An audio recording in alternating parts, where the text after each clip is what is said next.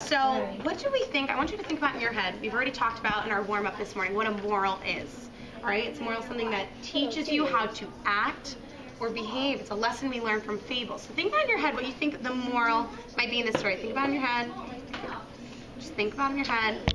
Lock that answer in. Now turn to your partner and tell them, what do you think the moral of this fable is? The moral is should not. Tell Kalia. Should not think about the All right, well, I'll listen. The moral, What do you think the moral I think the moral is that when don't sit there and wait. Like when the winter comes around, if you have no food, don't sit there and wait. I think it's All right, and bring it back. Who would like to share what they think the moral is? Joy, go ahead. Let's listen. I think don't just like sit there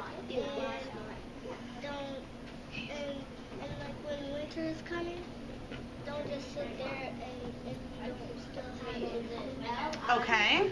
Anything else, Esther? Don't think about the past. Think about the future when you need food and when it's winter. So thinking ahead, like the ant was doing. Did you have something else, Mariah? Don't sit there and wait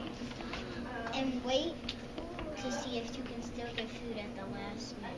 Okay, so you got some very good answers. And like we've talked about before, sometimes you may think that there's a different moral of a story, but sometimes there's always the best one. So I'd have to say what Esther said is probably the best moral for this story. It's best to prepare for the future.